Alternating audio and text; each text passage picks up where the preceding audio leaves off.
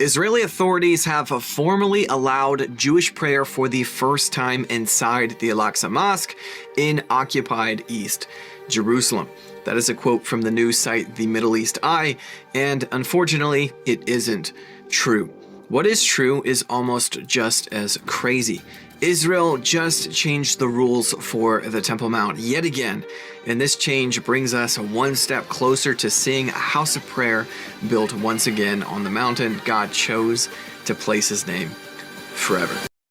Okay, so evidently Israel has just instituted a new law on the Temple Mount allowing for Jewish prayer. In the past, Jewish prayer was not permitted.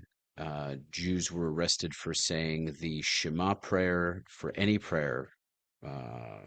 They were not allowed to lie down on the ground or kneel like many of them try to do. And so apparently this law has changed, and that's pretty big news considering all of the uh, issues surrounding the Temple Mount, the conflict surrounding, I mean, all of this whole Israel-Palestinian conflict is really a Jewish-Islamic war, and the Temple Mount is at the epicenter of it because it's all about control of Jerusalem. This is what this whole war comes down to. So this is much bigger than you might think. Make sure to like, subscribe, and share. Follow me at Rafi the Realtor for all of your real estate needs in South Florida, and you could support the channel by taking a moment to go to the Buy Me a Coffee link in the pinned comment or description. Any help is greatly appreciated. Let's get into it. As I'm sure many of you know, the Temple Mount is a spiritual hotbed. It also seems to reflect the broader state of the Middle East in an odd way. Ever since Israel recaptured the Mount from Jordan in 1967, non-Muslims have finally been able to ascend the Mount, but not to worship. Israel continues to this day to allow Jordanian religious police to run day-to-day operations on the Mount. The result of this has been strict rules for non-Muslims. To date, Jews and Christians ascending the Mount can't pray, they can't move their lips, or bring any religious text up with them. If these rules were violated, you would be arrested by Israeli police at Muslim request. Over the past few years, though, there has been a huge shift. Slowly, the Muslim police started losing their dominance on the Mount, and in response, Jewish police started gaining confidence. At some point, Jewish police stopped warning groups ascending the Mount that they couldn't pray, and as a result, prayer has become much more frequent and open. It's not uncommon to see Jews praying out loud, also singing or bowing down. But then, a few months ago, there was also another breakthrough. Israeli police coordinated with the Temple Mount Yeshiva to put together printed prayer sheets and hand them out to Jewish groups ascending the Mount. This was a huge shift. For the first time, Israeli law enforcement didn't just turn a blind eye to prayer on the Temple Mount, they actually endorsed it in a cautious way. But there were limitations, of course. You still couldn't bring your own prayer book or Bible or any other religious text up on the Mount, only the approved prayer sheets printed by the yeshiva. But in another breakthrough, all of that has now changed. Israel just announced that they are running an initial experiment where they are allowing non-Muslims to, in fact, bring their own prayer books up on the Mount. And in initial reports, it looks like this has actually been happening for the past few days. I know this sounds like a trivial announcement. The Temple Mount is the holiest site for Jews, and they can now actually pray up on that holy site. But if you've ever been up on the mountain yourself, you'd understand just how significant this is. Basically, ever since 1967, Jews have only been allowed to ascend the Mount for a few hours every day, and they could go up, circle the Mount, and come back down. That's basically it. And while up there, they would be subject to harassment, yelling, spitting, thrown rocks and bottles by the local Muslim population. If a Jew even so much as moved his lips in prayer or pulled out a Bible or prayer book or bowed down, he would be thrown down by Israeli police, handcuffed, and hauled off to jail. On the flip side, the local Muslim population can pretty much do whatever they want on the Mount. They go up to worship, to pray, and also pretty much just to use it as a park. I've seen myself on a number of different occasions, Arab kids just playing soccer up on the Mount, Arab teenagers and adults doing the same, doing crazy things like sliding down the ramp by the eastern gate in produce crates, as you can see in this video. So obviously Muslims showing a lot of respect for one of Islam's supposedly most holy sites. I'd really love to make sense of that. I really love to make sense of that because they lose their absolute minds when Jews go up there, but yet they're sliding down the holiest place in the world with crates. It's very interesting. I'm so happy to hear this news. This is fantastic.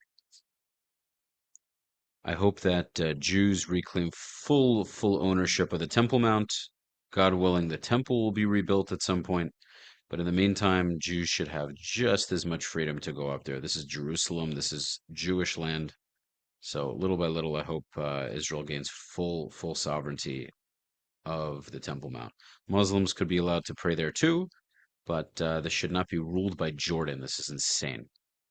So good, fantastic. So the reasoning why Israel let Muslims control the Temple Mount was fairly simple. The Israeli government was secular. They didn't care about the Temple Mount all that much. In their mind, religious Jews had the Western Wall, and that should be enough. Also, Israel was on a knife edge security-wise. If Jews should openly worship God on the Mount, all hell could break loose in Israel, and on several occasions, this fear was realized. So the status quo was easier and supposedly safer to keep Jews from worshiping God on the Mount, let the Muslims have control and assert dominance, and everything would be fine. But since October 7th, a lot of things have shifted in the Middle East. Finally, Israel in many ways has regained their backbone. Even secular politicians have realized that the Temple Mount now belongs to Israel. It was a site of 2 Jewish temples hundreds of years before Islam was invented, and regardless, Israel won the Mount back in a war of self-defense in 1967. They can extend kindness and continue to allow the Muslims to pray on the Temple Mount and have access to the mosque and the Dome of the Rock, but there's no reason why they should continue to stop Jews from worshiping on the Mount. I think in a lot of ways, Israelis have kind of just had enough. And this is why I think they are finally allowing Jews to pray on the Temple Mount. Open, less restricted, and finally now with prayer books. And to clarify, the books themselves aren't that important. Jews can look up a prayer book on their phone and pray from it. It's the symbol, what it represents. It's a basic level of freedom that should be normal and that hasn't been allowed up until now. And thankfully, more and more Israelis have been taking advantage of this freedom. This past Tish B'Av on July 23rd, over 3,000 Israelis ascended the Mount, many bringing Tish B'Av liturgy with them. Even Israeli Security Minister Itamar Ben-Gvir was seen ascending, bringing his own prayer book with him, and engaging in open prayer on the Mount. Although not everything was allowed, Israeli police ended up arresting 12 different Israelis that day for being too open in their outward expression of worship on the Mount. So there's still progress to be made. And of course, Israel isn't restricting Muslim worship. The opening headline about the Israeli government allowing Jews to pray in the Aqsa is false and just dumb on its face. The Aqsa is a Muslim mosque, not a place Jews want to enter, visit, or pray in. And also, the Israeli government would have massive trouble on their hands if they allowed something like this to happen.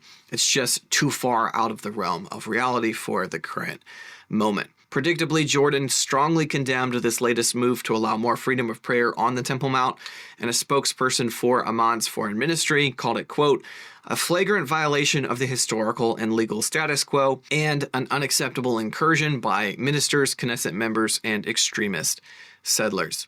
And also predictably, the president of the Palestinian Authority, Mahmoud Abbas, issued a similar condemnation. But you might notice, strong statements of condemnation seem to be all that are happening. It seems like when Israel operates from a position of weakness, trying to appease the Muslim world, all hell tends to break loose.